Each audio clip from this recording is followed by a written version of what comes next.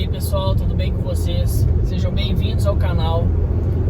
Antes de iniciar esse vídeo, quero dizer que o último vídeo que a gente falou sobre direitos humanos, eu posso falar um pouco mais sobre esse assunto depois. Eu quero ver se vai ter um engajamento de todo mundo aqui. Então, se você gostou desse assunto, se você quer que eu explique um pouco mais de forma detalhada sobre direitos humanos, sobre direitos fundamentais, sobre toda aquela discussão do último vídeo, se você gostou daquele conteúdo e quer que eu explique ele um pouco melhor, deixa aqui nos comentários, peça para que eu faça esse vídeo, que dependendo do engajamento eu volto de novo naquele assunto, beleza? Agora vamos para o assunto do vídeo de hoje, que eu quero falar um pouco com vocês sobre o ensino nas faculdades. Quero falar um pouco sobre a produção universitária e por que a produção brasileira, que vem da academia brasileira, ela não é tão difundida assim no mundo. Por que ela não tem uma relevância muito grande no mundo? E se isso tem alguma coisa a ver com o ensino majoritariamente de esquerda no Brasil. Porque provavelmente vocês já ouviram falar sobre isso, que basicamente só tem pessoas de esquerda nas universidades brasileiras, e por só se ensinar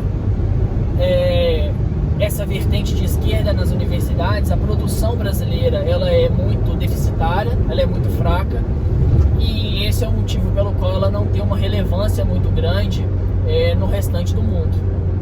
E aí obviamente que há uma crítica por parte dessas pessoas que falam: olha, a gente gasta tanto com educação no Brasil, a gente tem uma produção muito grande no Brasil, mas por outro lado ela não é nem um pouco relevante, ninguém está lendo o que é produzido pelo Brasil. E essa afirmação ela não deixa de ser verdade. Muitas poucas pessoas, a academia no geral, no mundo inteiro, ela não lê muito o que é produzido aqui no Brasil. Só que a gente vai tentar identificar os motivos, se é realmente por causa desse ensino de esquerda no Brasil ou não, como que isso funciona.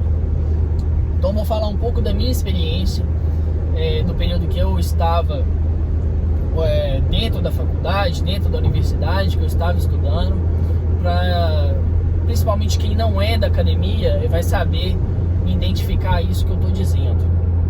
Então o que acontece? Já no período, quando eu ainda estava no meu mestrado, antes de eu concluir o meu mestrado, a CAPES, que é a entidade que regula hoje todos os cursos de pós-graduação no Brasil, ela começou a fazer uma exigência muito grande das universidades com produção acadêmica no caso, né? Então artigos científicos, livros, coletâneas, etc. Então havia uma pressão muito grande para que os professores que estavam dentro da academia, que estavam dentro da pós-graduação e dos mestrados e doutorados, tivessem uma produção um pouco maior. Por que isso? Havia muitos professores que, apesar de estarem na academia, apesar de estarem dando aula em cursos de mestrado e doutorado, esses professores tinham uma produção muito baixa. Então, às vezes, tinham muitos professores que publicavam 1 ou 2 artigos por ano, ou então que nem publicavam naquele ano, não tinham livros lançados, não tinham livros publicados. Então a CAPES estava incomodada com essa situação e começou a exigir das faculdades que cobrassem desses professores uma produção um pouco maior, porque isso iria impactar diretamente naquela nota que a CAPES dá para cada programa. E se a nota for muito baixa, às vezes o programa nem consegue manter um programa de doutorado ou um programa de mestrado. Então, quando eu entrei na universidade, quando eu entrei no mestrado, na verdade, a exigência por produção já estava crescendo muito. Já era uma exigência muito maior do que era há 1 ano atrás, antes de eu entrar no mestrado. Mas, por outro lado, qual que foi o efeito negativo dessa cobrança? Os professores começaram, então, os professores e os alunos, né, de mestrado e de doutorado, começou-se então a cobrar deles muito essa produção. Então era uma questão de eu quero uma produção grande, então era uma quantidade exacerbada, mas não se preocupava muito com a qualidade dos trabalhos que estavam sendo produzidos. Então, para a CAPES, o importante era a quantidade de produção que aquele programa de mestrado ou que aquela faculdade, que aquela universidade estava fazendo, que ela estava produzindo. Não era tão importante assim a qualidade. E aí, dentro do mundo acadêmico, junto com os professores, junto com todo mundo, existia essa crítica. A gente falava assim, olha, de nada adianta você estar fazendo uma produção grande, mas não estar preocupado com a qualidade desse serviço, a qualidade desses trabalhos acadêmicos que estão sendo desenvolvidos. Então, essa crítica em relação quantidade versus qualidade, essa é uma questão que ela é praticamente unanimidade dentro da academia, dentro dos alunos de pós-graduação, de mestrado, de doutorado e entre os professores. Não adianta a CAPES exigir uma quantidade maior de trabalhos publicados, mas não se preocupar com essa qualidade dos trabalhos. Porque o efeito hoje foi, os professores produzem muito, mas a qualidade dos trabalhos nem sempre são das melhores. Agora, uma outra questão, que muita gente inclusive discute. Mas então quer dizer que também a qualidade não é muito boa porque a gente só tem ensino de esquerda no Brasil? Então os trabalhos eles já estão de certa forma enviesados com essa mentalidade e por isso que esses trabalhos não têm uma boa visibilidade lá fora? E eu falo que não. Primeiro vamos falar dessa questão se o ensino brasileiro ele só tem essa vertente de esquerda. Eu posso dar o meu exemplo do período que eu estava na universidade, no período que eu estava na faculdade. O que eu posso dizer nunca foi tocado no nome nessa dicotomia entre direita e esquerda, entre o que é melhor ser de direita ou ser de esquerda. Mas quem tinha já tinha essa noção, já era um pouco mais politizado, determinadas condutas dos professores ao explicar determinado tema, você via que seja de forma direta ou não, seja de uma forma proposital ou não, algumas ideias estavam mais voltadas para a esquerda do que para a direita.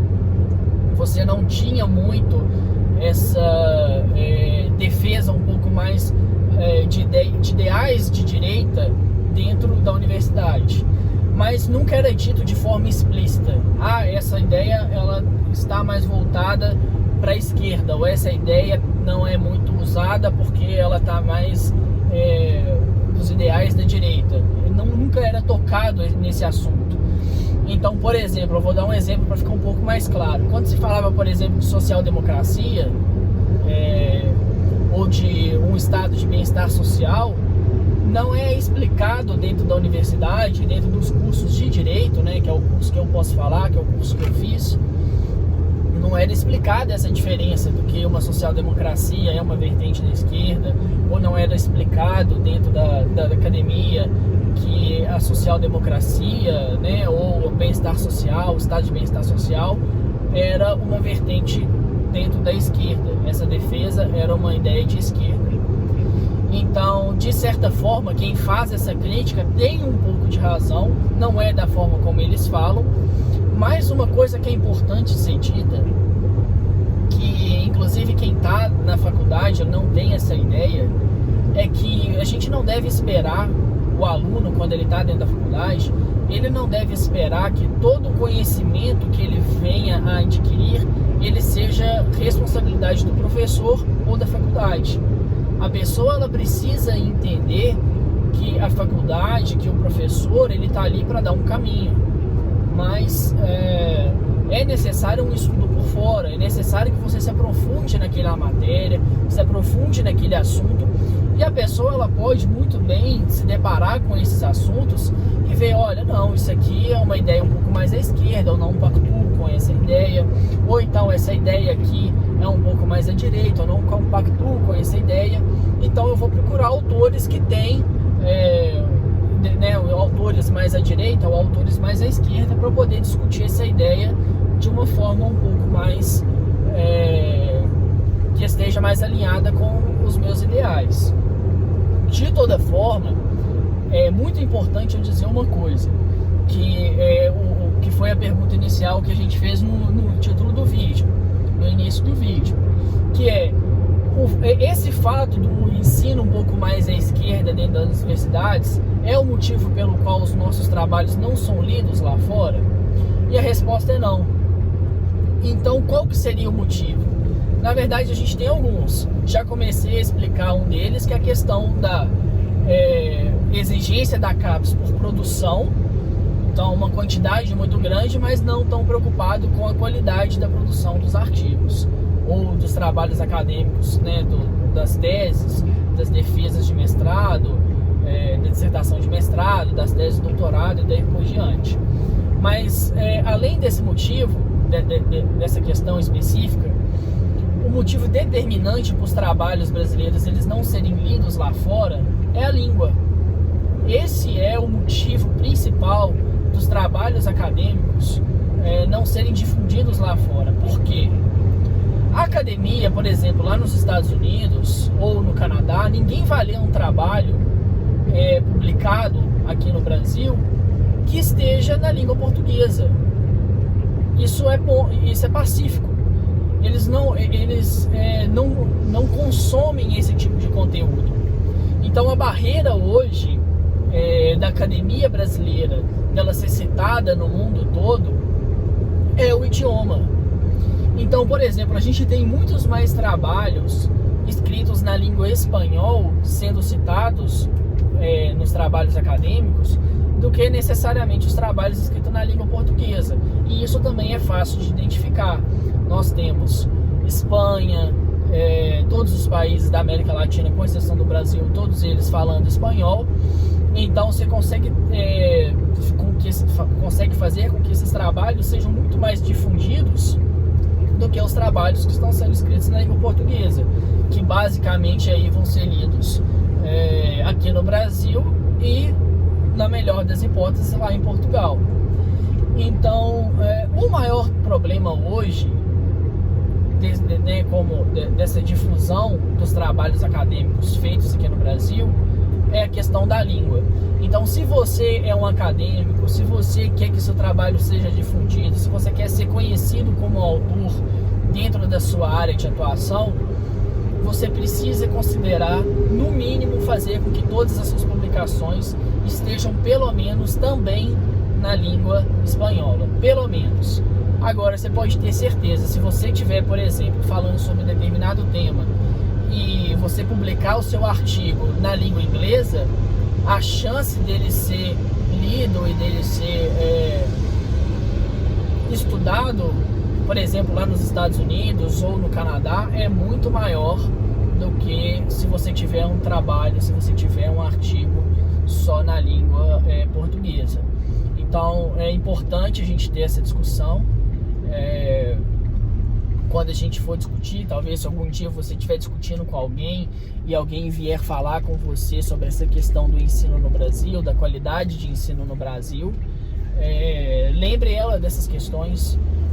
O problema não é só a produção acadêmica, do que é produzido, do conteúdo do que é produzido no Brasil e na academia. O maior problema é essa questão da língua, esse pendimento da língua. Tudo bem? Então, eu espero que você tenha gostado desse vídeo. Se você gostou, deixa seu like. É muito importante isso. Agora que o canal está começando esse engajamento, então peço para todos vocês que estão vendo esse vídeo que deixa seu like aqui, que vai ser muito importante para mim. Deixa seu comentário também, deixa sua opinião. Se você tiver alguma sugestão de vídeo novo, deixa aqui também. Fala assim: olha, Lucas, eu quero que você fale sobre esse tema. Deixa aqui nos comentários que eu vou ler e eu vou fazer um vídeo sobre esse tema que você pedir. Também não se esqueça de se inscrever no canal, de ativar as notificações. E se você está gostando desse conteúdo, se isso aqui te ajudou de alguma forma, se esse vídeo te ajudou, encaminha esse vídeo para alguma outra pessoa, compartilha, porque a gente tem que aumentar o número de inscritos aqui no canal. A gente acho que está fazendo um trabalho diferenciado aqui na plataforma, que é a gente conversar com as pessoas, de fazer essa reflexão. Então eu acho que isso é muito importante, acho que falta muito isso aqui no YouTube. A gente tem muita defesa de ideias dentro ou da direita ou da esquerda, mas a gente não tem uma reflexão real sobre os temas. Então é o que eu tenho tentado trazer aqui para o canal, tudo bem? Você sabe, como eu expliquei no outro vídeo também, a gente por enquanto está nesse cenário diferente, mas em breve aí, no início de março, a gente volta com tudo ao normal. Deixe aí nos comentários então o que você está achando. Não esquece de deixar sua sugestão de um próximo vídeo e a gente se vê em breve, tudo bem? Um abraço e até mais.